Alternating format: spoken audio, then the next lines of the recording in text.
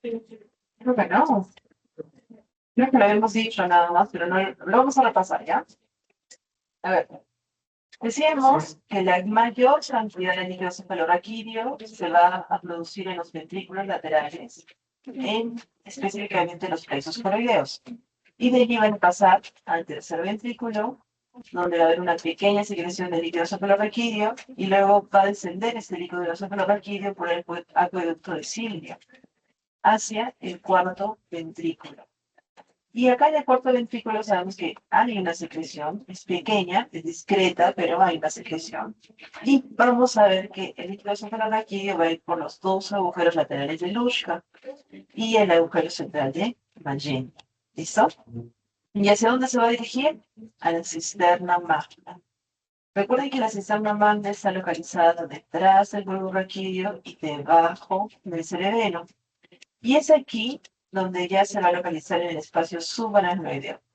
Va a rodear el encéfalo y el alveolo espinal y vamos a empezar lo que se llama absorción de líquido cefalorraquídeo. ¿Listo? Cuando ustedes lean sus libros y vean absorción de líquido cefalorraquídeo, nos estamos refiriendo a esto, a que el líquido cefalorraquídeo va a ascender a la cisterna magna, que va a atravesar los espacios aracnoideos y que por las vellosidades, recuerden, aracnoideas que sobresalen hacia el seno venoso, sagital y otros senos cerebrales, vamos a tener finalmente que en esta área se va a vertir hacia la sangre venosa a través de los poros de las vellosidades. Entonces, cuando les digan, ¿quién es el encargado de drenar el exceso, por ejemplo, de líquido suprarraquídeo? Vellosidades aracnoideas. ¿Hacia qué sistema drenan? ¿Arterial o venoso? Venoso. Estamos diciendo que drenan hacia la sangre venosa, hacia la cisterna, hacia los senos. Muy bien.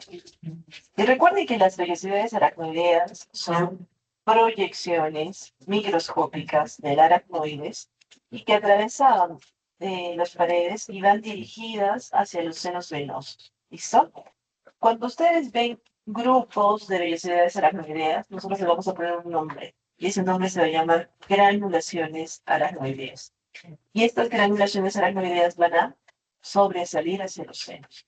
Pero ¿qué pasa a medida que van envejeciendo las personas? Con todos los vasos. Empieza a haber un proceso de aterosclerosis. Entonces, eventualmente, en algunos casos muy específicos, ustedes van a ver estas estructuras calcificadas. ¿Listo? Entonces, recuerden eso. Muy bien.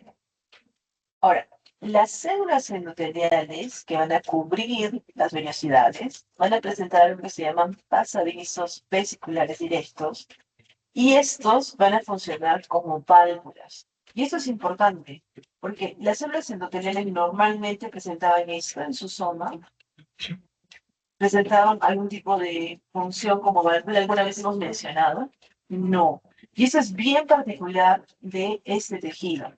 Entonces, al funcionar como válvula, nosotros vamos a ver que el flujo es relativamente libre, pero tiene una dirección.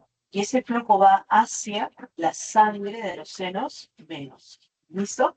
Y recuerden que esto impide el retroceso en un sentido opuesto. O sea, impide que la sangre venosa entre en contacto con el líquido cefalorraquídeo.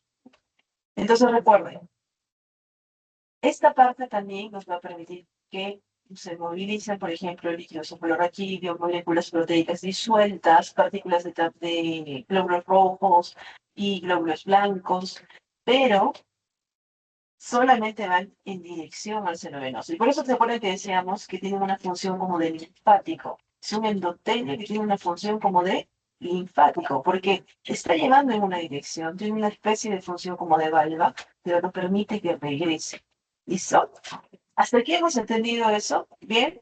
¿Sí? Muy bien. ¿Qué más teníamos que recordar acá? ¿Por qué creen que es importante de que ese endotelio tenga justamente esa función como de valvas? O sea, que permita el flujo en una sola dirección. Digamos que si no la vía se resuelve. Ya, podría ser. ¿Qué más? Porque en una parte nerviosa, para damos esas infecciones, entonces, y era esto, la contracción, creo que me pasaría por. Muy bien. ¿Alguien más tiene alguna idea? ¿Por qué tendría que ir en una sola dirección? No puede ir en ambas direcciones. Si funciona como cualquier endotelio. Ya. Recuerden, la presión de las vellosidades subaracnoideas va a superar el 1.5 milímetros de mercurio a la sangre en los senos venosos. Entonces, si tenemos más presión en las vellosidades subaracnoideas que en el seno venoso, ¿cuál va a ser la dirección? De vellosidades a seno venoso. Y recuerden, necesitamos mantener esa presión para que se mantenga. Y es importante que si es que la presión del líquido suprarraquídeo aumenta, las válvulas se van a abrir con mayor amplitud y van a permitir mayor drenaje hacia la zona de los senos venosos. Pero en condiciones normales casi nunca ascienden más de unos pocos milímetros. O sea, en condiciones normales, salvo que el paciente esté ya en una seria patología, casi no vamos a tener esa movilización. ¿Listo? Entonces, muy bien. Este proceso nos está permitiendo mantener algo que se llama la barrera hematoencefálica. ¿Listo? Estamos viendo que no solamente la barrera es física, sino también es una barrera en la cual está incluyéndose estas diferencias de presiones y también estamos viendo que hay células. ¿Recuerdan cuáles eran las células encargadas? Astrocitos, muy bien, los pericelos de los astrocitos que envuelven a los vasos sanguíneos. A ver, entonces, solamente para recordar, una de las principales funciones del líquido suprarraquídeo es amortiguar. Es casi como tener un peluche, más o menos, unas bolsas de agua que puedan amortiguar el movimiento. Y es importante que se pregunten, la densidad específica del cerebro y del encéfalo, eh, y el encéfalo es muy diferente. Aquí nosotros tenemos que recordar que solamente difieren en 4%. O sea, el encéfalo se limita a flotar en el seno del líquido. ¿Listo? Entonces está flotando, está completamente amortiguado a todos los niveles. Y lo segundo, ¿qué sucede cuando hay un golpe en la cabeza? O sea, por ejemplo, ustedes están caminando, están distraídos, se golpean contra la pared.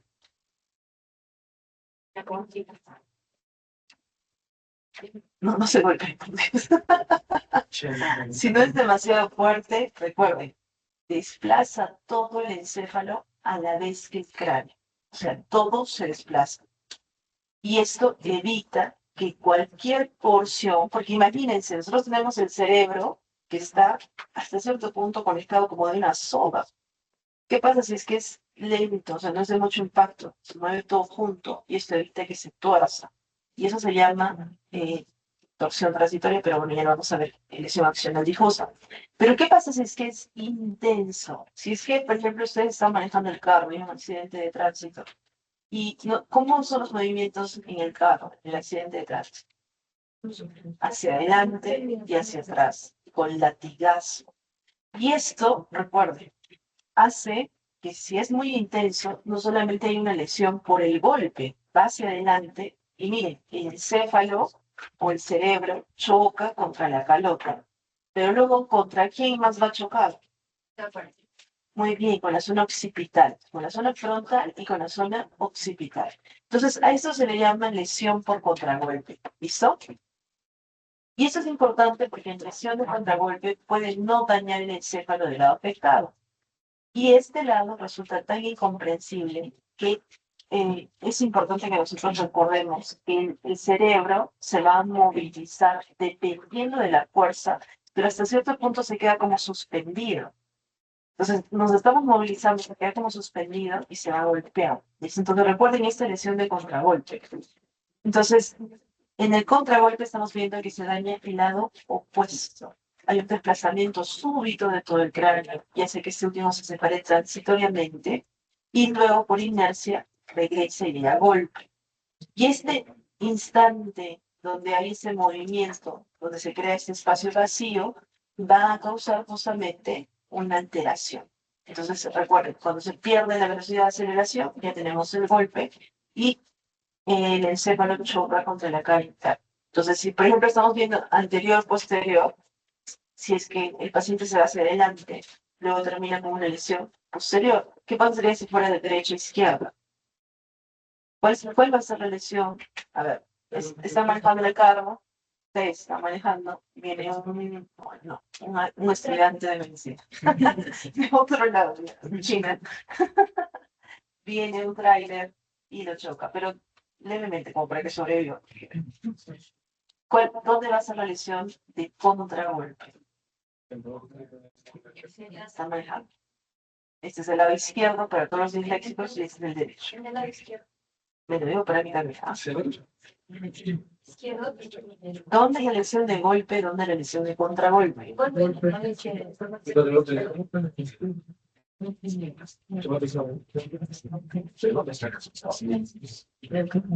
Está de la izquierda de que del golpe. ¿Dónde ustedes esperarían tener las alteraciones? En el lado donde es el golpe. Siempre recuerden eso. Esperan en el lado donde es el golpe. Pero ¿dónde es el contragolpe? En el otro lado. Entonces, izquierdo es donde van a sentir el golpe, derecho es donde van a sentir el contragolpe. ¿Listo? Muy bien. Entonces, la lesión por golpe, recuerden que sucede en el mismo lado donde actúa el impacto.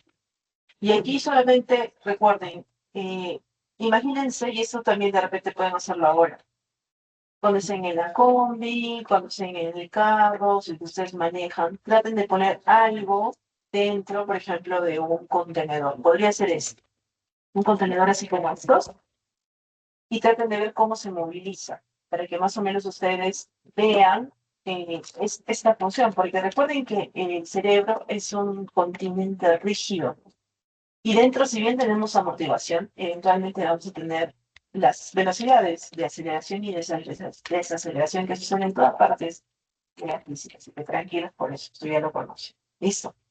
Entonces, ¿cuál es el mecanismo que estamos viendo? Estamos viendo de que va a haber algo que desde aquí en adelante ustedes ya le van a empezar a llamar contusión. El golpe, en medicina le decimos contusión. De hecho, cuando ustedes hablen acerca del golpe en el cerebro, todavía le van a llamar concusión. ¿Listo? Ambas son términos que nosotros utilizamos para definir los golpes.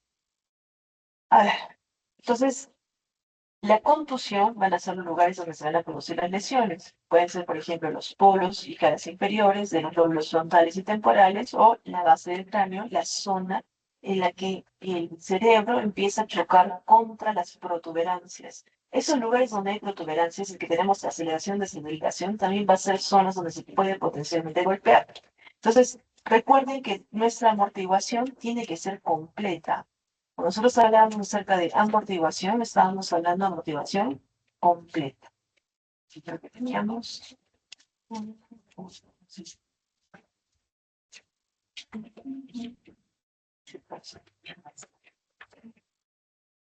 Aquí, por ejemplo. Están viendo que nosotros tenemos en todas las zonas que potencialmente podrían haber choque. Pero si es que nosotros tenemos un accidente de tránsito, pues lamentablemente, ¿qué va a suceder? Puede haber golpe en esas zonas. Base del cráneo es una zona que potencialmente se puede afectar. ¿Listo? Muy bien. ¿Y qué más tenemos que recordar? Un ejemplo típico son las contusiones que tiene el boxeador. ¿Qué sucede con el boxeador?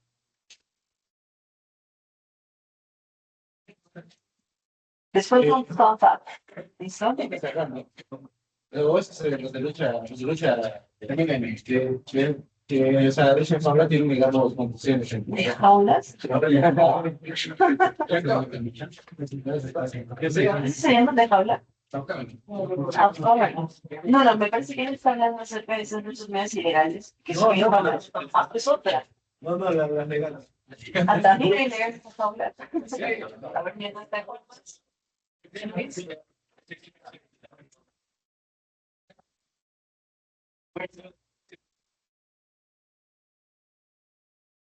Pero también a nivel de la base del cráneo. ¿Y qué teníamos en la base del cráneo? Ahora piensen de manera funcional. ¿Qué estaba en la base del cráneo? Ya. Pero piensen más, o sea, tridimensionalmente. Acá tiene el cerebro y esa es la base del cráneo. Ya, también. Esa es un poquito más arriba, más abajo que está. Muy bien, la zona límbica. Muy bien. Entonces, esa es una zona que, por ejemplo, puede haber un daño. Pero yo lo que les iba a comentar, hasta hace unos años, el boxeo se consideraba como cualquier otra eh, actividad. Sabíamos que era un poco, más o menos, imaginen cómo es ahora el fútbol americano o el rugby. ¿Alguno de ustedes ha visto fútbol americano? ¿Lo consideran completamente dañino o más o menos? ¿Cuál es su percepción? Más o menos, ya. Esa era nuestra percepción cuando yo estudiaba medicina del boxeo. O sea, que sí sabíamos que era bastante de choque, pero no considerábamos tan malo. Hasta que empezaron a salir los estudios. ¿Listo? Salió uno, salió otro. La gente tenía serios problemas. Y cuando tuve la oportunidad de viajar hacia, me parece que fue en Rusia, se presentó la primera moción para poder considerar o vedar el boxeo como una actividad eh, deportiva y darle el peso que tenía, que es una actividad potencialmente dañina para el atleta, ¿no? Y de allí, bueno, se discutió, fue toda una cuestión y eventualmente se votó y estuve también en esa votación. No, yo no, estaba como Mirona. Sí. Y es bien interesante porque es muy probable que cuando ustedes ejerzan, nuestra percepción respecto, por ejemplo, al fútbol americano o al rugby cambie. ¿Listo? Así que tengan cuidado con eso. Pero hemos dicho que aquí la clave es la aceleración y la desaceleración rápida en solitario.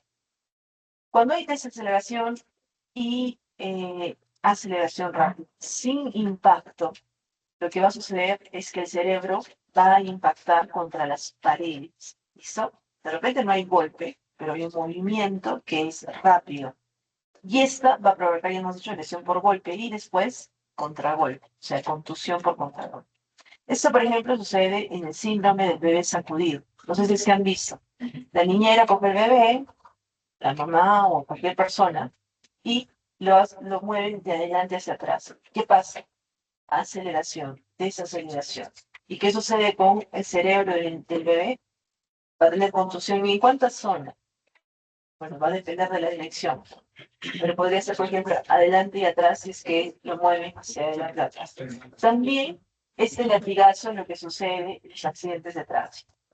Y hemos dicho que algo que es importante es la torsión de las fibras que son largas. Y hemos, creo que ya mencionado que todo el cerebro está conformado por somas y por axones. ¿Qué creen que va a pasar a nivel un poquito más histológico cuando hay estos movimientos de aceleración y desaceleración?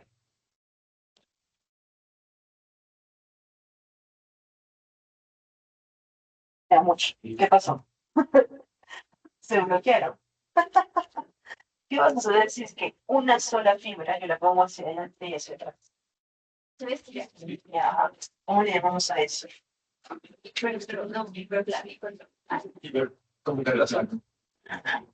Lesión axonal difusa. ¿Cómo está? Lesión axonal difusa. ¿A qué le llamaron ustedes? Lesión a La alteración de hacia adelante, hacia atrás, movimientos de aceleración, aceleración en la fibra axonal. Eso es lesión axonal difusa. Miren, aquí vamos a ver una antena. También habrían fallado articulares. Sí, sí, a veces sí, a veces sí. Imagínense lo mismo que sucedería si ustedes los golpean hacia adelante y hacia atrás contra algo. O sea, siempre recuerden que el cerebro no es flexible, el cerebro es rígido. Entonces, potencialmente puede causar contusión en el cerebro.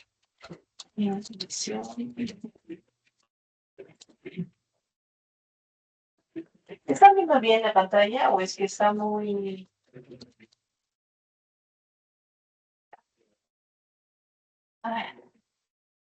Creo que Esto ya lo habíamos visto un poco, ¿no es cierto? Habíamos dicho que cuando vemos una tomografía, algunas cosas que vamos a ver van a ser, primero, ubicarnos, ¿no? Adelante, atrás. ¿Por qué sabemos que esto es adelante y por qué sabemos que esto es atrás? Ya, los ventrículos medios. Ah, ya, estos son los senos.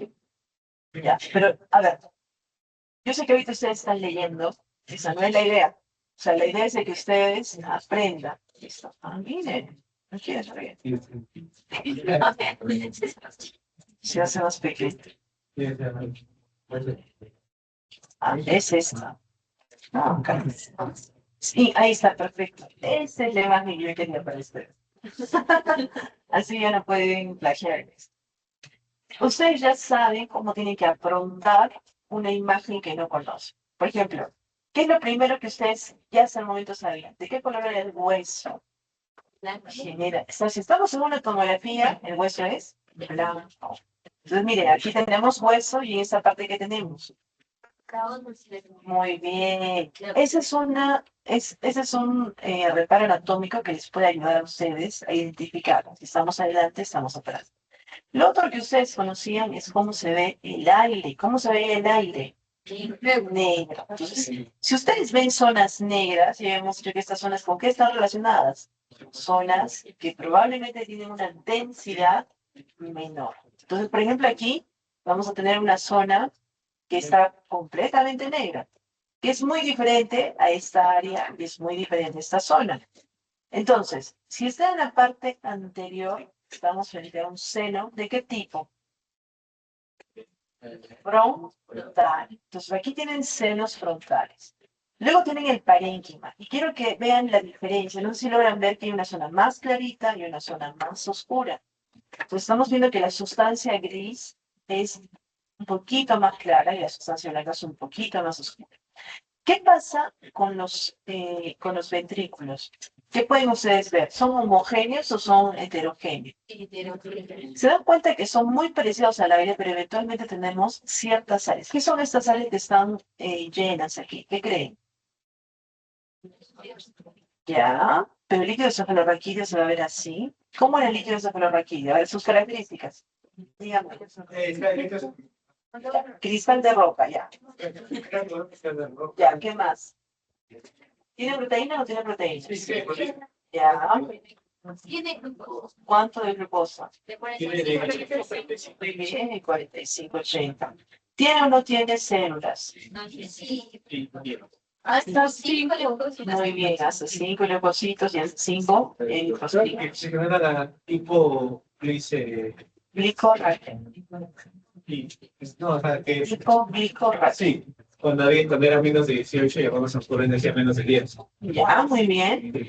Pero miren, ¿por qué entonces si ustedes me dicen que el líquido cefalorraquídeo es cristal de roca y lo estamos viendo así?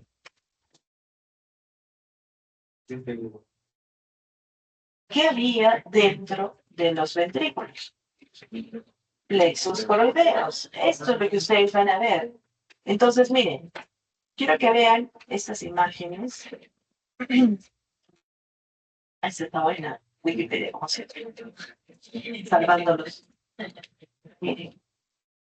Esta no es una tomografía. ¿Por qué creen que yo sé que no es una tomografía? Muy bien. ¿Cómo se ve el hueso? Bueno, se está viendo como que gris, ¿no es cierto? No se ve como lo hemos visto en una tomografía. Entonces, ¿qué examen es este? Muy bien, esta es una resonancia magnética. En la resonancia magnética, ¿cómo estamos viendo la zona externa, la zona de la corteza?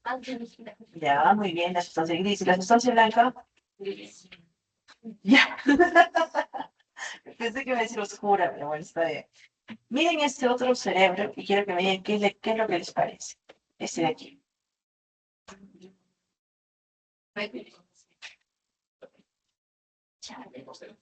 Ya. Y que es increíble que tengan el mismo, pareciera el mismo cerebro, ¿no? Normal, y después de repente es el post. Es increíble. O sea, ¿esta persona es diestra o es sorda? ¿Qué creen? ¿Cómo veían ustedes? Primero, ¿cuál es derecho, cuál es izquierdo? Recuerden que es como que nosotros lo miramos desde la cabeza. ¿Cuál es? ¿Ese qué es? Ese es izquierdo. ¿Y este? Derecho. Muy bien. ¿Y aquí qué están viendo? Es diestro y sordo. Es diestro. A ver, aquí lo que me llama la atención es cómo se ve el parénquima. ¿Qué es lo que están viendo en el parénquima? ¿Hay diferencia entre la sustancia gris y la sustancia blanca? ¿Lo ven? Yo lo veo. Y además, si ustedes se dan cuenta, hay como puntitos. Esto es lo que ustedes van a ver en tomografía en una lesión axonal difusa. ¿Listo? Esta es una resonancia, disculpen, de una lesión axonal difusa. A ver. Bueno, acá, por ejemplo, están viendo una contusión, sí, una lesión axonal difusa focal. Esta, por ejemplo. Esta está bien para...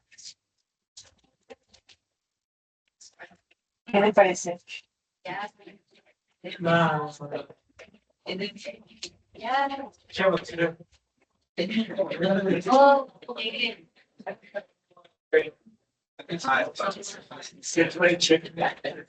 A ver, chicos, primero, ¿cuál es derecha, cuál es izquierda?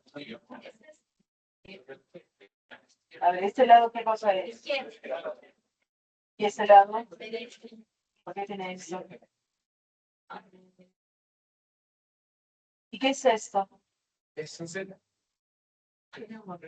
Normalmente los celos están por fuera de la calota. No, ¿qué cosa es entonces? Alguien me lo dijo. Es un hematoma.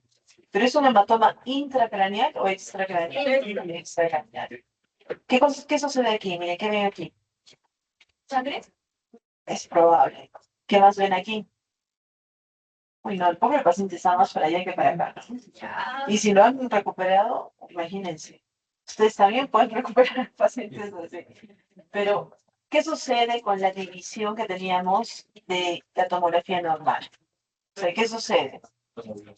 Está completamente, prácticamente como si fuera una masa. Y eso es lo que sucede en la lesión axonal difusa.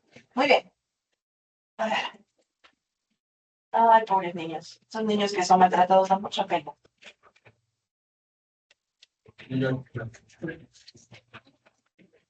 Muy bien. Entonces, el último punto de ese tema, ya con eso cerramos, finiquitamos. Vamos a ver que en todas o en otras partes del organismo, algunas moléculas grandes salían con facilidad. ¿Cierto? Decíamos que había cierta permeabilidad selectiva hacia los líquidos intersticiales. Pero cuando nosotros tenemos barreras, estas reducen la posibilidad de permeabilidad debido a que generan mayor selectividad. Y recuerden, la barrera hematoencefálica es muy permeable, por ejemplo, a agua, CO2, a oxígeno, a sustancias liposolubles como alcohol y anestésicos. Pero es parcialmente permeable a los electrolitos como el sodio, el cloro y el potasio. ¿Recuerdan ustedes a qué electrolitos es más permeable esa barrera hematoencefálica? Cloro y sodio. ¿Listo? Y son totalmente impermeables a la mayoría de las proteínas plasmáticas y las sustancias orgánicas no liposolubles. Y es casi imposible lograr concentraciones eficaces de fármacos. Entonces, ¿qué pasa si ustedes tienen un paciente que tiene, por ejemplo, una encefalitis fúngica? La mayoría de los fármacos antifúngicos son fármacos grandes. ¿Listo? ¿Creen que van a llegar acá? Bueno, la gracia del Señor de alguna manera, si no, muere. Pero es muy difícil. Tratar una infección a ese nivel es muy difícil. Ahora, recuerden que las barreras son sistemas dinámicos y hemos dicho que no solamente van a ser sistemas físicos, por lo que van a producir citocinas como el factor de necrosis tumoral o como las interleucinas para poder mantener el flujo que está en esta zona. Entonces, por ejemplo, miren aquí. Aquí tenemos a vaso capilar. ¿Reconocen qué son estas células? Los astrocitos los ven acá, miren. Son dibujados de una manera, pero así como Picasso, ¿no? ¿Por qué? ¿Por qué digo que estos son los astrocitos? Porque aquí tenemos los pedicelos. Muy bien. Estas son las representaciones de lo que serían las tight junctions. ¿Listo? Estas son las uniones estrechas o tight junctions. Y acá tenemos el endotelio. Y al costadito, ustedes están viendo que tenemos las neuronas, ¿no es cierto? Eso es lo que sabíamos. Teníamos neuronas, sus nanas, sus astrocitos, y de ahí teníamos el endotelio. ¿Listo? Entonces, ¿qué está viendo acá? ¿Cómo se llama el líquido que está en esta zona? En cualquier parte del cuerpo, ¿cómo se llamaba? Líquido intersticial. Muy bien. Y por tanto, en el líquido cefalorraquídeo se va a llamar fluido intersticial. O sea, es un fluido muy parecido al líquido cefalorraquídeo. Y acá miren, ¿qué va a suceder? De las neuronas hacia el otro lado que tenemos, vamos a tener a las células ependimarias, que eran las que producían por secreción, ¿qué cosa? El líquido cefalorraquídeo. Y ese líquido cefalorraquídeo, eventualmente decíamos que también se producía por el otro lado. ¿Se acuerdan? Que teníamos a los capilares sanguíneos, teníamos sus tight junctions, pero teníamos también el plexo coroideo. Y esto va a hacer que se produzca líquido cefalorraquídeo. Entonces estamos viendo por ambos lados, ¿no es cierto? Por las células ependimarias y por el plexo coroideo. ¿Listo? ¿Hasta aquí estamos bien? ¿Hemos entendido? ¿Qué pasa si es que nosotros absorbemos? O sea, de acá pasa hacia dónde tendría que pasar. Hacia esta dirección, ¿cierto? Para que nosotros podamos luego llevarlo al sistema venoso. Entonces, cuando hablamos acerca de la barrera, estamos hablando de las células endoteliales, del astrocito y de la vía madre. Y recuerden que los astrocitos no solamente actúan como barrera física, sino también como una célula presentadora de antígenos. ¿Y recuerden qué hacían las células presentadoras de antígenos? ¿A quién le presentaban? A los linfocitos, muy bien. ¿Y qué hacían los linfocitos con esa información? Ya, podrían reconocerlo, eso también podrían hacer. Muy bien. Podrían generar células de memoria. ¿Algo más? Muy bien. Dependiendo de si es que son conocidos o no conocidos, podría generar una respuesta inflamatoria. ¿Listo? Ahora sí, dos últimos temas y con esto acabamos las generalidades. Nos vamos a pasar a motor. No, terminamos ese de un break para que entremos con fuerza en la parte de motor. El metabolismo es súper sencillo. Recuerden ustedes que los requerimientos energéticos del cerebro van a representar solamente. Recuerden, el cerebro hemos dicho que representa el 2% del peso de todo nuestro cuerpo. ¿Pero cuánto consumía de nuestro gasto cardíaco? Muy bien. ¿Y cuánto creen que consume de nuestro gasto energético basal? Más o menos un 20%. Lo estamos viendo que no solamente gasta un montón de energía, sino también gasta un montón de flujo sanguíneo. Y entonces, para que pueda utilizar justamente para tener su metabolismo, necesitamos un flujo sanguíneo constante y necesitamos oxígeno. Porque decíamos que no se almacenaba mucho energía. ¿Dónde sí se almacenaba un poquito de energía? Muy bien. Entonces recuerden, casi todo el ATP cerebral se va a destinar a las funciones para mantener los gradientes iónicos, como por ejemplo las gradientes de sodio y potasio ATPasa, pero también los potenciales de acción y la sinapsis. Entonces, respecto a los sustratos energéticos, ¿qué sustratos energéticos tenemos? Como primer punto, sabíamos que era la glucosa. O sea, la glucosa es el principal combustible en condiciones normales del cerebro. ¿Listo? Y recuerden, entra al cerebro gracias a transportadores de glucosa. ¿Qué transportadores de glucosa tenemos? Los GLUT, ¿ya? Aquí vamos a precisar. Si nosotros vemos el GLUT1, es un transportador de glucosa que está específicamente en el endotelio. Y si hablamos del GLUT3, es un transportador de glucosa que está en las neuronas. ¿Qué pasaría si es que yo tuviera un autoanticuerpo anti-GLUT3? ¿Qué podría pasar esta persona? ¿Vive o no vive? Uy, sería muy difícil, ¿no? Pero, ¿qué tenemos? ¿Es la única fuente de energía? No, tenemos cuerpos cetónicos y también el lactato. Pero a ver, veamos un poquito con lo de la glucosa. Recuerden que la glucosa va a poder ir por la vía aerobia o por la vía anaerobia. Si es que tenemos la vía aerobia, ¿qué ciclo era ese? ciclo de Krebs es el más eficiente. ¿Cuántos ATPs vamos a tener?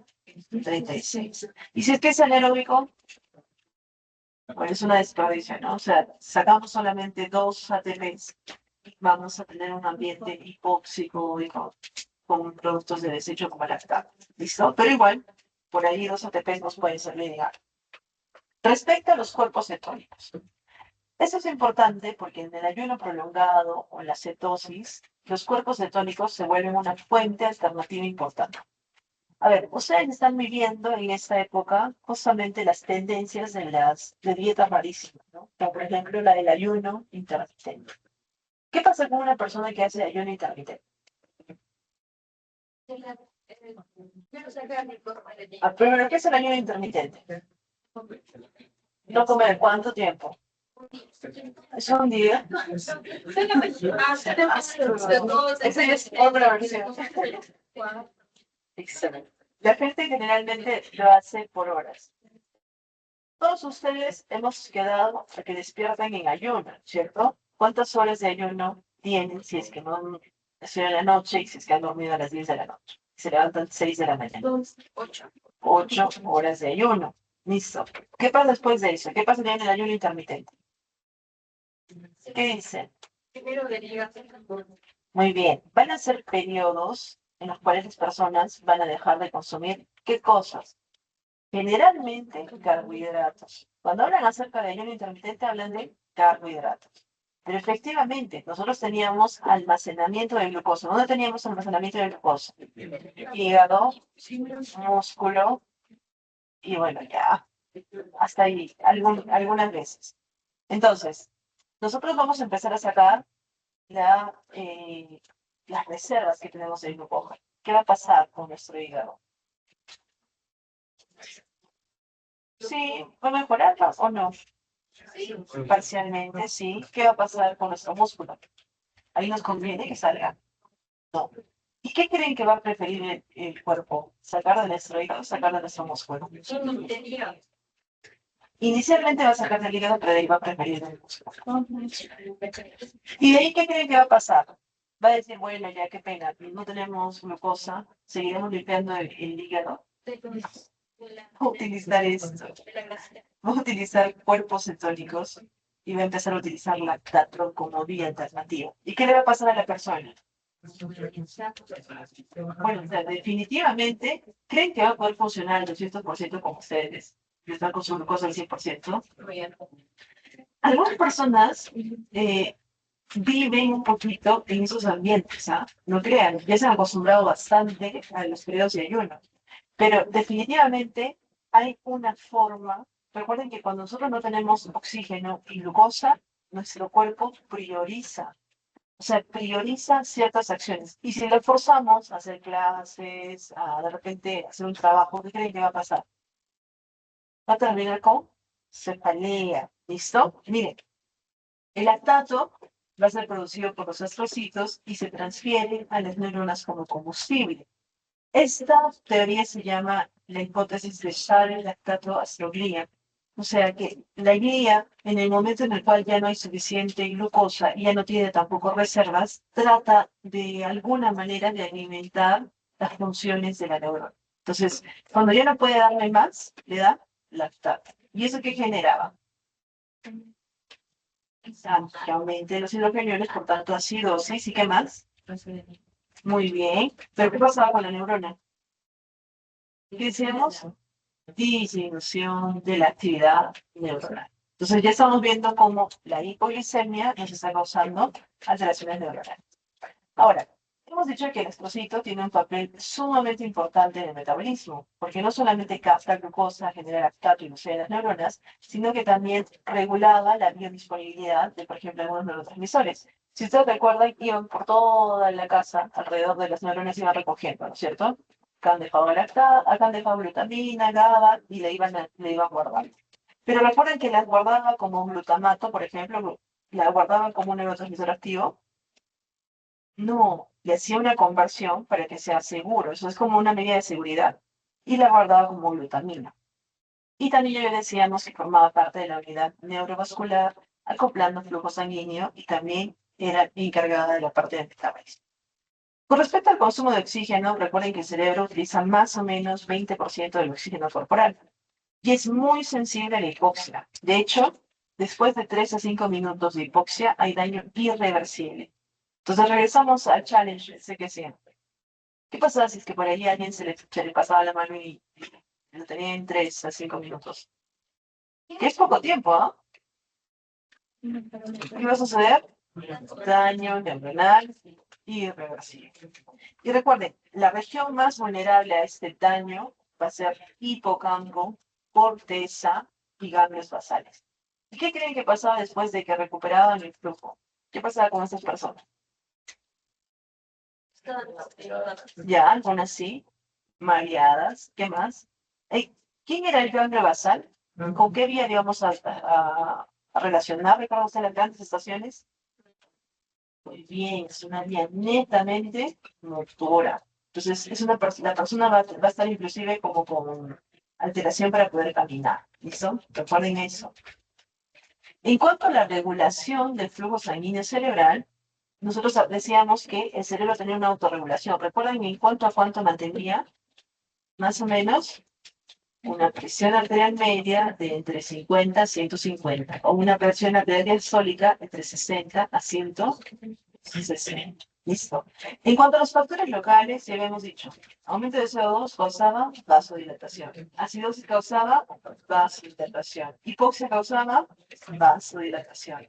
Y la neurogénesis y actividad neuronal local aumentaba el flujo y consumo de oxígeno y también sangre.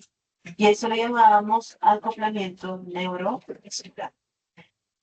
A ver, tres cositas. Ustedes ya han aprendido por qué la hipoglicemia podría causar signos neurológicos, como cuáles. Por ejemplo, confusión, podría causar convulsiones, si es que activa estas zonas, o también coma.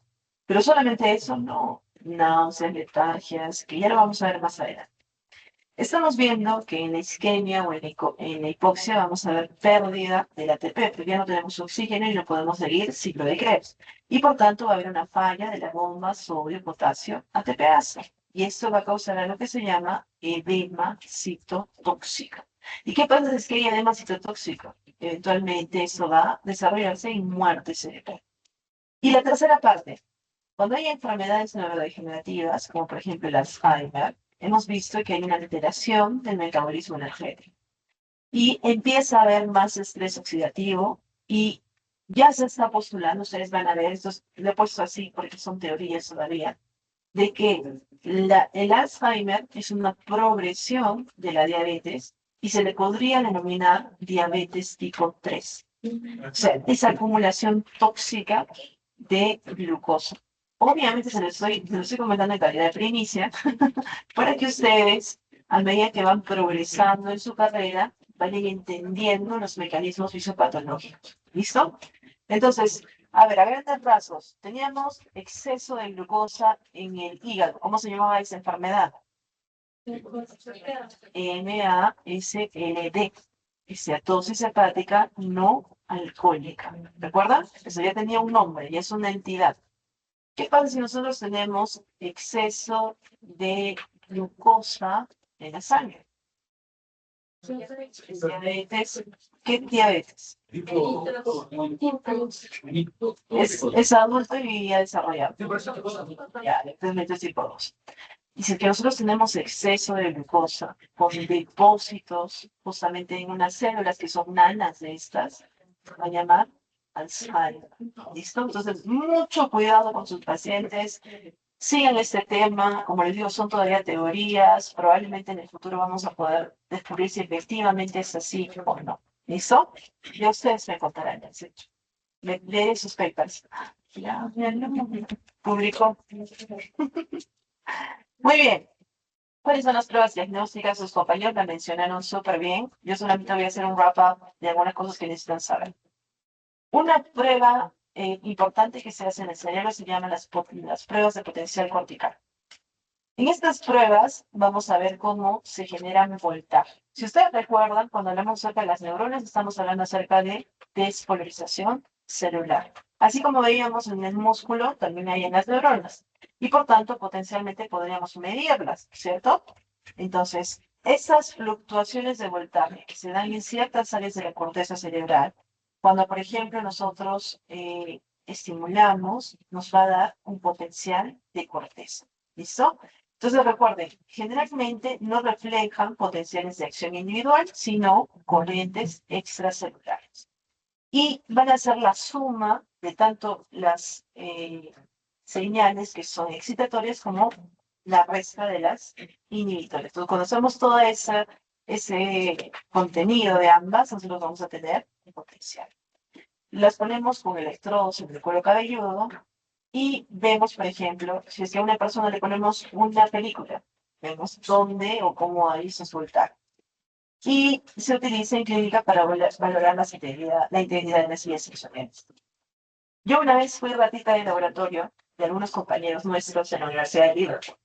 Y es bastante interesante porque la investigación, así como ustedes van a hacer esa investigación, que yo sé que para ustedes, para algunos sí se la están tomando en serio, pero para otros no tanto.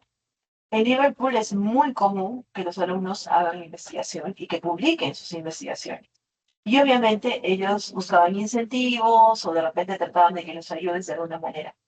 En el caso de ellos, fue muy interesante cómo hicieron la recolección para poder justamente ver los potenciales evocados en circunstancias específicas.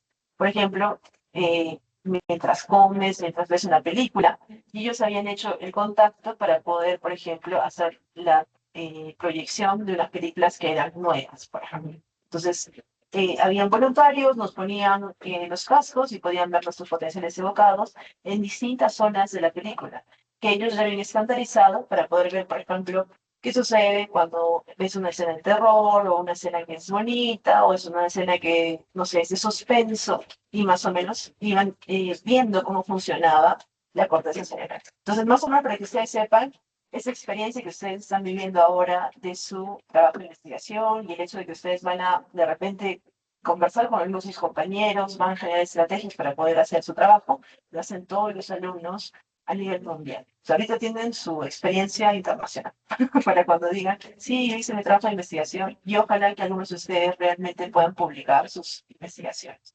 ¿Listo? Respecto al electroencefalograma. Cuando hablan del electroencefalograma, quiero que ustedes piensen en lo que sucedía, por ejemplo, en el electrocardiograma. ¿Qué es lo que veíamos en el electrocardiograma? Ya veíamos nosotros diagramas que estaban relacionados con qué? Despolarizaciones de ondas o de repente de vectores, ¿cierto? Poníamos distintas zonas para ver y veíamos cómo iba el vector. Si se acercaba, ¿cómo era la onda? Positiva. Y si se alejaba, ¿cómo era? Negativa. Entonces, ¿cuál va a ser el fundamento del electroencefalograma? Ver la dirección. Porque recuerden que eso era lo que veíamos, ¿no es cierto? Cómo había un vector que va desde el lugar que se está despolarizando hacia el que se va a despolarizar, y esto genera un trazo en un papel. Eso es el electroencefalograma. Entonces, es un registro gráfico de la actividad eléctrica cortical, sobre todo espontánea. Y eso es bien importante. El electroencefalograma lo hacemos en pacientes que no lo estamos haciendo en alguna estimulación. Y vamos a ver nosotros electrodos que van a ser superficiales y medimos las diferencias de potenciales en el cuero cabelludo. ¿En quiénes es útil el electroencefalograma? Por ejemplo, ¿qué pasa si es que yo tengo un paciente que en reposo, sin estimulación, tengo un foco que está hiperexcitado? ¿Qué podría decir yo de ese paciente? Está tranquilo allí y de pronto vemos que una zona de su cerebro empieza a marcar más zonas, más ondas. A esto le vamos a llamar descarga paroxística. Y esto es típico de los pacientes con epilepsia. ¿Listo? También vamos a ver alteraciones de la conciencia. ¿Qué pasa si una persona está en coma, pero yo le pongo el electroencefalograma y veo que todas las ondas son normales? ¿Está vivo o está muerto? ¿Usted podría hacer donación de órganos de ese paciente? No. No. Por favor, no quiero. Muy bien. Ese paciente aún no tiene muerte cerebral, Pero ¿qué pasa si cuando ustedes le ponen en electroencefalograma no hay actividad? Bueno, ya el tiempo nos dirá, pero hasta el momento las guías nos indican que eso es muerte cerebral. Entonces, estamos viendo que los pacientes que tienen alteración de conciencia nos va a definir los pacientes que están en coma, los pacientes que tienen muerte encefálica. También, como ustedes han visto, podríamos verlo en pacientes que tienen trastornos del sueño. Porque en ellos, ¿qué pasa si es que el paciente está durmiendo, pero su actividad cerebral es como si es que está despierto? ¿Cómo se llama eso? Una pesadilla, ¿no es cierto? ¿Y qué pasa si es crónica, que es durante todo el periodo que está durmiendo? Muy bien, muy bien. Entonces, nosotros vamos a poder ver justamente los trastornos del sueño. ¿Y qué pasa con las encefalopatías difusas? Aquí vamos a ver que, por ejemplo, el paciente que tenía una acción, una lesión axonal difusa, ¿cómo creen que va a ser su electroencefalograma? ¿Normal? ¿Cómo creen? ¿Más rápido o más lento? ¿Qué es lo que se ha dañado? Los axones. ¿Se dañó el soma? No, los axones. ¿Y qué es lo que estábamos viendo cuando vemos un electroencefalograma? El movimiento de la despolarización. Entonces, si se ha alterado el transporte de la despolarización, ¿cómo creen que van a ser las ondas? Lentas. En las encefalopatías difusas vamos a ver patrones de enlentecimiento del electroencefalograma. ¿Listo? Muy bien. Entonces, ¿cuáles son los principales ritmos del electroencefalograma? Vamos a tener el ritmo alfa, que va a ser entre 8 y 13 Hz, que va a ser un estado de relajación en el que los pacientes van a estar con los ojos cerrados. Por ejemplo, si es que nosotros hacemos una meditación guiada de neuropatología, vamos guiando, ¿no? Entonces, van con los ojos cerrados, como algunos están haciendo ahorita, escuchando mi clase, yo no sé cómo. Ellos podrían estar entre 8 a 13 Hz. Pero cuando los que están alerta, los que están tomando nota, ellos están en una, probablemente en una frecuencia beta, de más o menos 14 a 30 Hz. Y están concentrados y están alerta. Otros ya llegaron en la fase T. ¿Listo? Están en sueño ligero, de 4 a 7 Hz. Si es que digo, a ver, tal persona, hasta pueden abrir los ojos. La mayoría de los niños suelen estar en esa frecuencia de sueño. Y finalmente tenemos la delta, que es la de menos de 4 Hz, que también la llamamos sueño profundo. De hecho, cuando ustedes sean internos y probablemente estén deprivados del sueño, va a llegar un momento en el cual la mayoría de ustedes va a llegar a un sueño delta, o sea, prácticamente comatoso, o sea, a 2 Hz de llegar al coma, y van a ustedes dormir en un sueño profundo que jamás en su vida van a olvidar. Entonces recuerden, estos son los ritmos del electroencefalograma. ¿Qué pasa si es que yo tengo un paciente anestesiado? ¿En qué ritmo lo tengo que tener?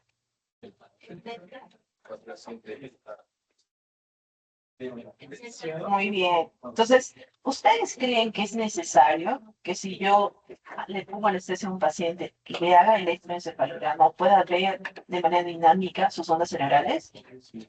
¿Qué pasa si es que ustedes le ponen la anestesia y está en ondas beta? Con los ojos cerrados, pero en ondas beta. Le está doliendo la vida. O sea, el paciente o está teniendo un terror o de repente ha tenido una parálisis, pero no hemos llegado a la anestesia.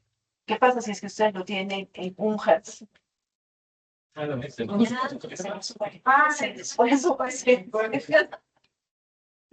¿Saben en qué nos pasa eso?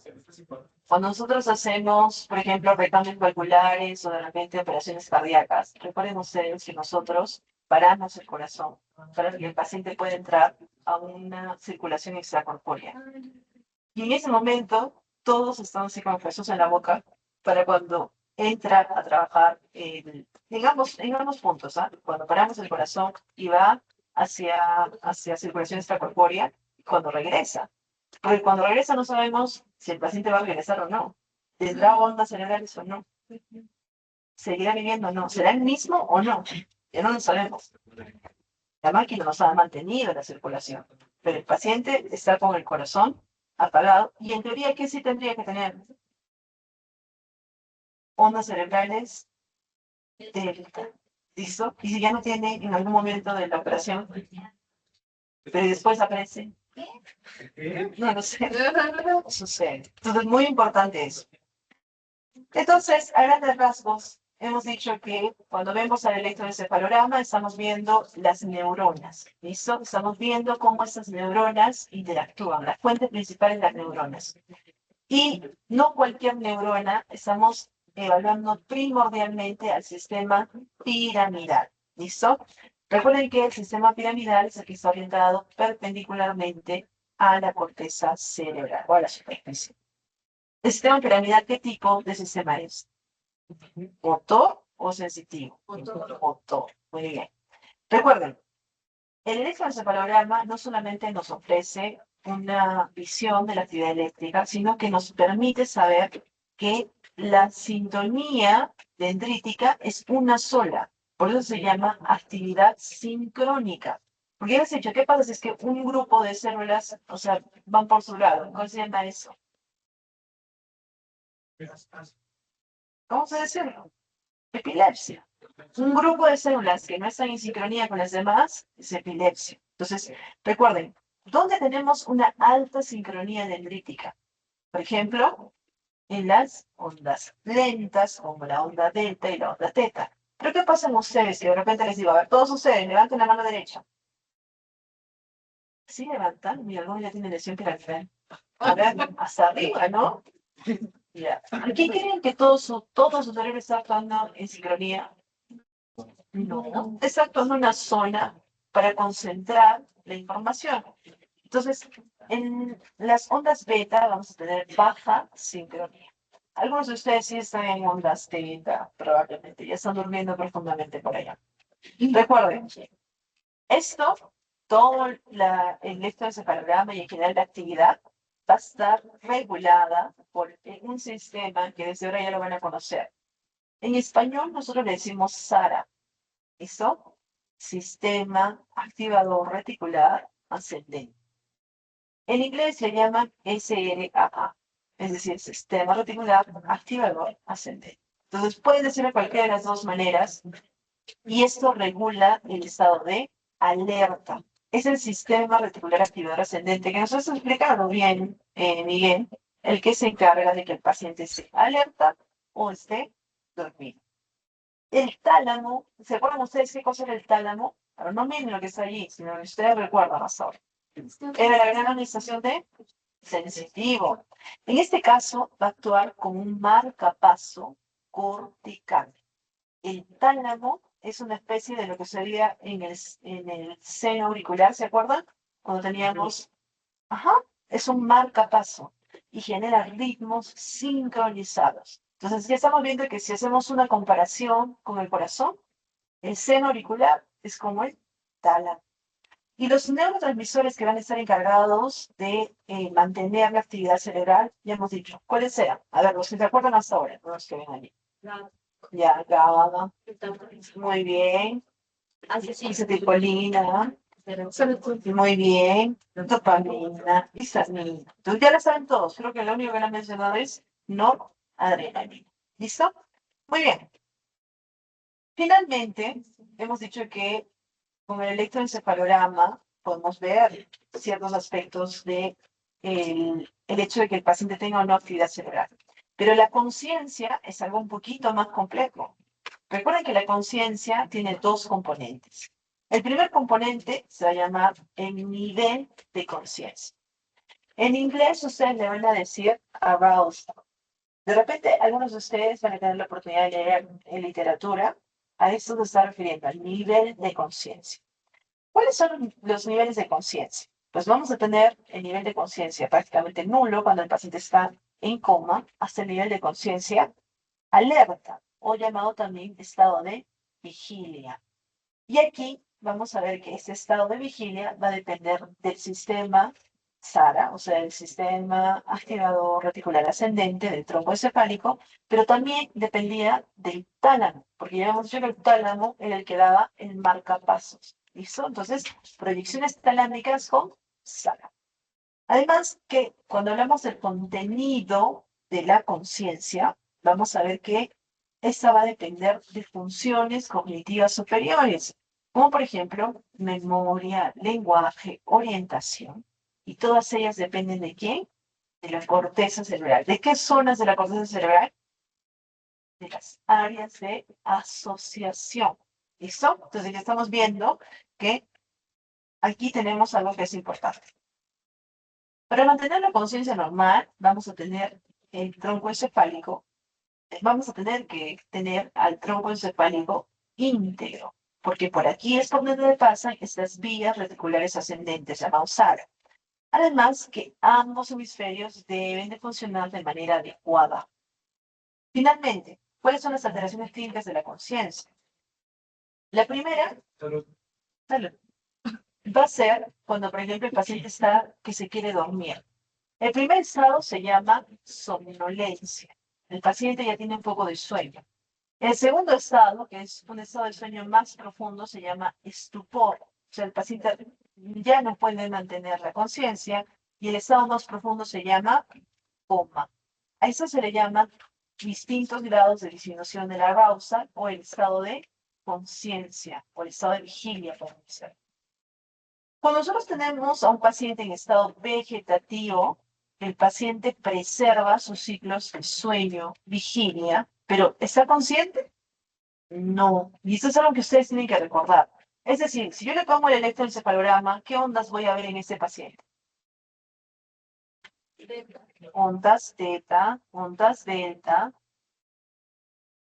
ondas beta, pero vamos a ver en ese paciente que va a tener conciencia. No. Entonces, eso es importante que ustedes recuerden en el paciente con estado vegetativo. ¿Qué pasa si ya no tiene las ondas beta? El paciente tiene muerte cerebral.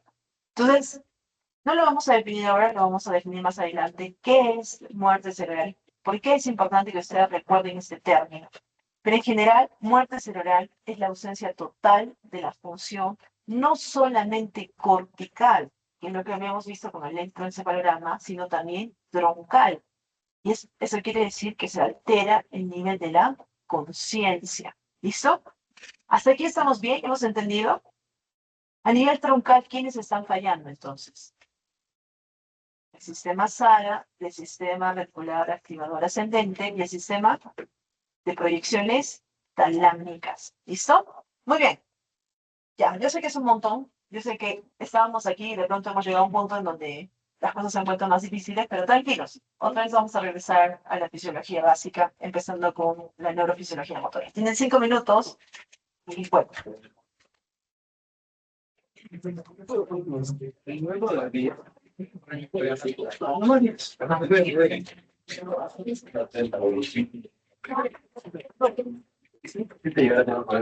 También podría llegar a verse como ser un marcador.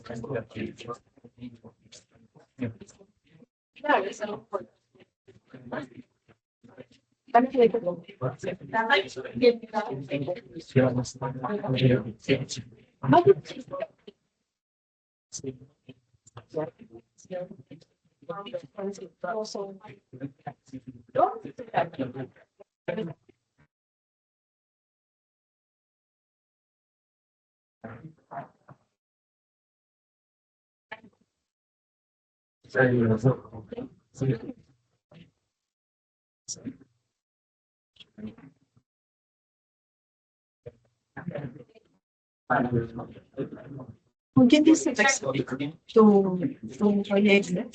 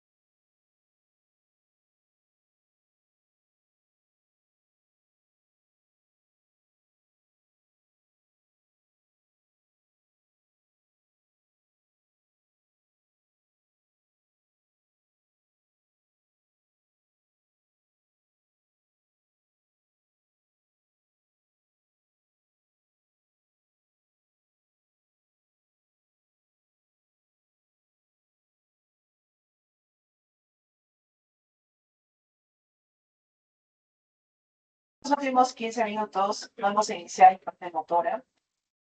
Esta es una parte bien importante para ustedes. ¿Ok? Ahora, con respecto a la neurofisiología motora.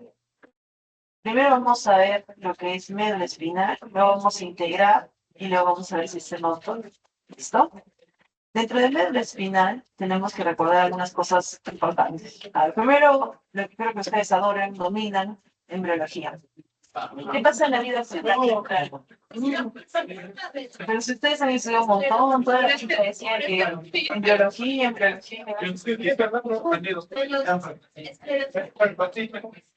No, Galileo, mentira. Recuerden, en general, cuando estamos en la vida fetal temprana, esta se extiende a lo largo de toda la columna vertebral. Listo, eso es importante que ustedes recuerden. Y los nervios raquídeos van a salir por cada foramen, por cada huequito de intervertebral. Y debido a que la columna vertebral y la dura madre espinal crecen con mayor rapidez, lo que sucede es que hay una disparidad. Entonces, ya no está en cada segmento con el nervio, sino que estos están un poquito más arriba respecto a las raíces nerviosas dorsales. ¿Listo? Entonces, esto es importante que ustedes recuerden. Cuando ya se vuelve neonato, la médula normalmente termina a nivel de L2 o L3. Y cuando es adulto, ya la médula está más o menos a nivel del borde inferior de L1. En cuanto a la localización y extensión, sabemos que la médula espinal se localiza en los 2/3 superiores del conducto raquídeo de la columna vertebral. Entonces, si nosotros tenemos la columna, el conducto que está dentro de la columna le vamos a llamar conducto raquídeo. Entonces, por ejemplo, aquí van a tener ustedes una vista. Ya hemos visto la parte encefálica, nosotros hemos visto corteza y hemos visto cosas importantes. De aquí vamos a tener los segmentos de la médula espinal. Entre ellos, por ejemplo, tenemos los segmentos cervicales con la primera vértebra cervical y el primer nervio cervical. Y ahí tenemos del resto del plexo, hasta la C5. Luego tenemos lo que ustedes llamaban, ¿se acuerdan? Plexo braquial, C5A, T1. Y de ahí teníamos, por ejemplo, los primeros, ¿no? Que eran los 8 primeros nervios cervicales. Luego teníamos los nervios torácicos, que son 12 pares. Y ahí teníamos los lumbares, que son 5. Sí saben cómo recordar esto, ¿verdad? 5, recuerden que L en romano es más o menos por ahí, se parece que lumbar 5, más o menos para que ustedes recuerden, y S1 a S5. Pero si nosotros nos damos cuenta y hacemos un corte a nivel cervical, a nivel sacro, a nivel torácico o a nivel lumbar, nosotros vamos a tener modificaciones o visiones de cómo se organiza la sustancia blanca y la sustancia gris. ¿Listo? Entonces, aquí estamos viendo que si en el cerebro la sustancia gris era externa, ¿qué va a pasar con la sustancia gris dentro del de la neurona? Es interna. ¿Y por qué creen que es interna? Porque recuerden, cuando hablemos acerca de la médula, en su mente tiene que haber como un sistema de cables. ¿Cómo se organizan los cables? La manera más efectiva es que estén disponibles y nosotros podamos tenerlos en núcleos. Y por tanto, la concentración de todos los somas los vamos a tener en el centro. De hecho, no son tantos somas, muchas de ellas son interneuronas, pero ya las vamos a ver más adelante. Entonces, mire, por ejemplo, el asta dorsal y ventral de una vértebra cervical o de una columna, un segmento cervical, de un segmento torácico, de un segmento lumbar y de un segmento sacro. A ver, ¿qué diferencias y similitudes les ven? ¿Dónde? En el lumbar. Y menos se usan las características. ¿Por qué?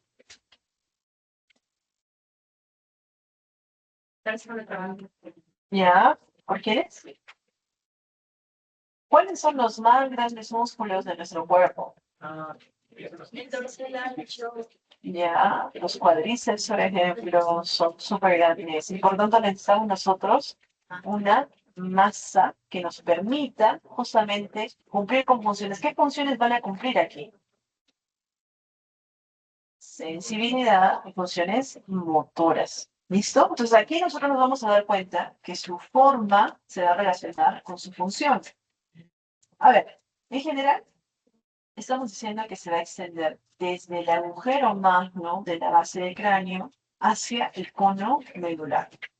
Y hemos dicho que termina más o menos a nivel de borde inferior de L1 o borde superior de L2, en un área que se llamaba cauda equina o cola de caballo. Nosotros sabíamos que había un filum terminal, ¿se acuerdan ustedes?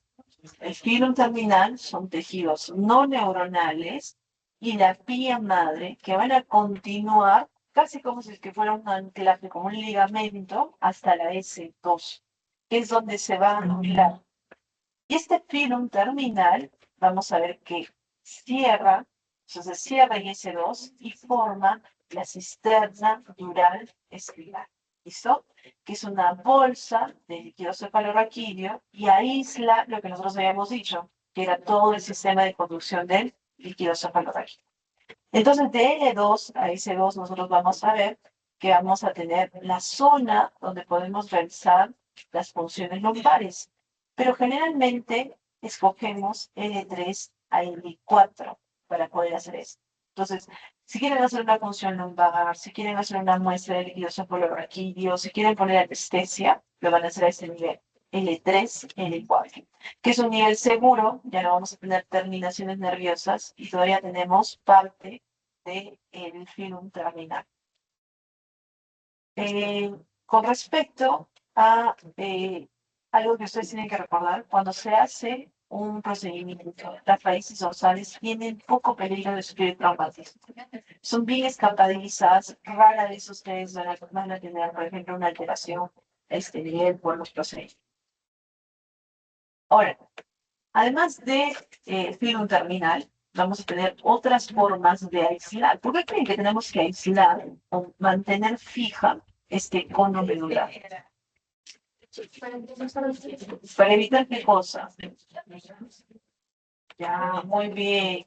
Torsiones o lesiones axonales difusas. Por tanto, vamos a tener ligamentos que van a fijar a este cono, que van a ser los ligamentos dentados, que van a unir a ambos lados de la médula a las paredes óseas del conducto raquídeo. Entonces, hasta cierto punto, la médula queda bien fijadita en el centro, suspendida por esos ligamentos dentados y por los nervios segmentarios. ¿Y se acuerdan del espacio epidural? ¿Qué hemos dicho del espacio epidural? ¿Qué tenía? Ya, bueno, había grasa, había vasos, había la dura madre raquídea y obviamente la pared interna del conducto raquídeo. ¿Por qué les digo esto? Esto les encanta preguntar en los exámenes de Inglaterra. Una de las siguientes no corresponde al espacio epidural. De hecho, a mí me vino la pregunta en mi pregunta de examen.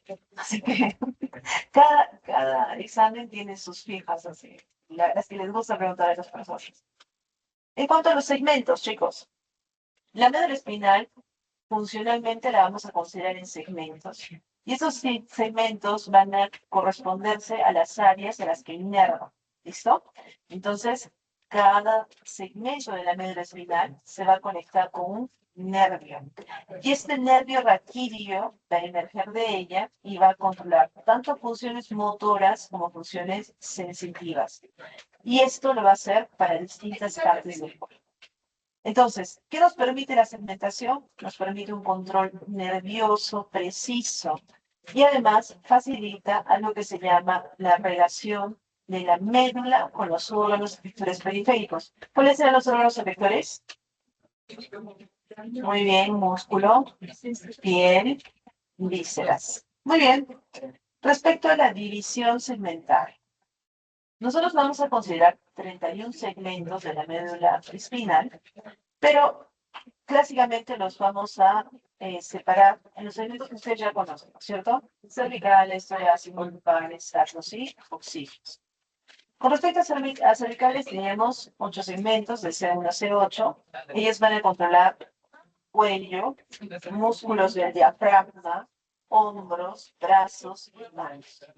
Y recuerden que el nervio frénico, que es el encargado del músculo del diafragma, va a estar relacionado con C3 a C5. Creo que eso se lo voy a poner así. Creo que va a tener más función. Respecto a las lesiones cervicales, recuerden que pueden afectar no solamente a las funciones motoras, sino también a las funciones sensitivas. Y si es que se afecta el C3 al C5, o sea, el nervio frénico, ¿qué otra función van a afectar? La respiración. Entonces, ¿creen que es potencialmente mortal? Muy bien. Cuando compromete el nervio frénico, el paciente puede morir. Entonces, ¿qué tendrían que hacer para que el paciente viva? Ya, podría ser respiración artificial. Nada más. Probablemente. Ok. Está bien para segundo año. Muy bien. Con respecto a los segmentos torácicos. Cuando hablamos acerca de los segmentos torácicos, estamos viendo que comprometen de T1 a T12. Y vemos que los nervios raquídeos en esa región controlan tanto los movimientos del tronco como su estabilidad. Entonces, cuando estamos hablando acerca del segmento, de repente pueden cerrar la puerta. Pero cuando hablamos acerca de los segmentos torácicos, vamos a hablar acerca de las funciones del tronco. Y recuerden, y eso es importante porque eso ya tiene que quedar fijado en esta clase. Los segmentos torácicos van a estar relacionados con las funciones autonómicas, es decir, el control autonómico de los órganos internos. ¿Y quiénes eran el sistema autónomo de nuestro cuerpo? Simpático y parasimpático. Pero primordialmente hemos dicho funciones de corazón y pulmones. Estos nervios van a inervar músculos del tronco, de los intercostales y de las partes del abdomen. Por tanto, ¿también se pueden afectar en la respiración? Sí, ya vamos a ver que eso es importante que ustedes recuerden. Respecto a los lumbares van a estar relacionados con L1 a L5. Y obviamente, si la médula espinal termina en L1 a L2, ¿cómo podemos nosotros saber que tenemos segmentos L1-5? Así como segmentos sacros y otros. ¿Cómo sabemos que ese es un segmento lumbar si la médula está terminando a L1, L2? Extendiendo, saliendo por debajo de la vértebra. ¿Ya? ¿Alguien más quiere decirme? O sea, ¿cómo yo puedo saber que esta es una parte lumbar si está mucho más arriba? Vamos a ver quién es. Porque no lo conozco. Muy bien. ¿Por qué? ¿Cómo sabemos?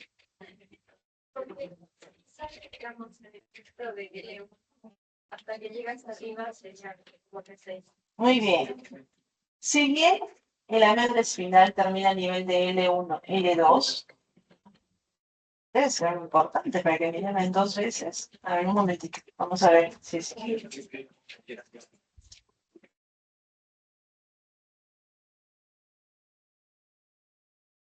Y no aparece, solamente aparece ahí. Acá está.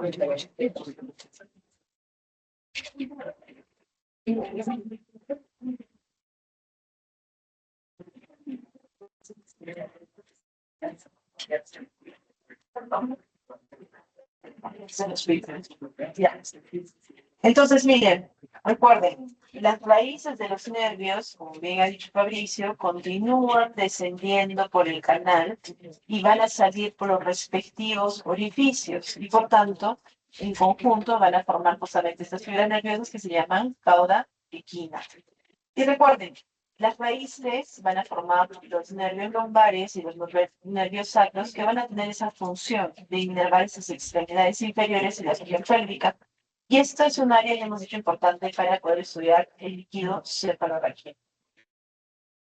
Los lumbares van a controlar la parte baja del abdomen, pero primordialmente piernas, muslos, caderas, y sus lesiones se van a relacionar con una palabra que en este momento ya tienen ustedes que dominar, que se llama paraplegia. La paraplegia afecta tanto piernas como función vesical y función intestinal. Eso es importante que ustedes recuerden, sin comprometer las funciones superiores. ¿Listo? Finalmente, cuando hablamos acerca de sacros, estamos hablando de S1, S5, y vamos a poder ver cómo se inervan pies, músculos de periné, vejiga y genitales. Y eso es importante. Si es que un paciente tiene una lesión a nivel, bueno, mejor ya lo vamos a ver más adelante, porque después ahorita lo puede llegar a variar. Los segmentos sacros controlan la micción, defecación y las respuestas sexuales. Recuerden, eso es importante para algunos casos clínicos que vamos a ver. Y con respecto al coxigio, sabemos que es la parte final de la médula espinal y va a tener un papel un poco menor porque inerva una área pequeña de piel alrededor del coxis. Y de hecho, por allí, cuando ustedes hagan neurología, les van a pedir que evalúen cada uno de estos segmentos y van a tener ustedes que hacer los exámenes necesarios. Entonces, para terminar ese punto, cuando hablemos acerca de dermatomas y miotomas, vamos a ver que cada segmento espinal se va a asociar con un área de la piel. Si se asocia con un área de la piel, le vamos a llamar dermatoma. Y si es que se asocia con un grupo de músculos, le vamos a llamar miotoma. Entonces, el dermatoma es esa región de la piel que va a estar inervada por un solo segmento espinal. Y si nosotros podemos identificar, ¿no? Y podemos testearlo, podemos tener también una idea de cómo está funcionando esa médula espinal. Y en la clínica nos ayuda para localizar las funciones. ¿Qué pasa si yo le hago un estudio? No siente nada en la parte coxígea, no siente nada en la parte sacra, avanzo caderas, no siente nada, y de pronto empieza a sentir a la altura del abdomen. ¿A qué nivel está la lesión? Muy bien, algunos sí le han dado. Entonces, los dermatomas nos ayudan a poder ubicar la lesión. Y en cuanto a los miotomas, estamos viendo que cada grupo de músculos va a ser controlado por motoneuronas de un solo segmento espinal. Y por tanto, cada movimiento está coordinado por miotomas específicos. Y esta ha sido la práctica que he hecho la semana pasada. ¿Cierto? Han visto cómo estos miotomas se relacionan con segmentos medulares y cómo podríamos ver la integridad de esta médula. ¿Listo? Muy bien, chicos. Acá paramos. No crean que hemos avanzado algo. La próxima semana es primordial. Chao.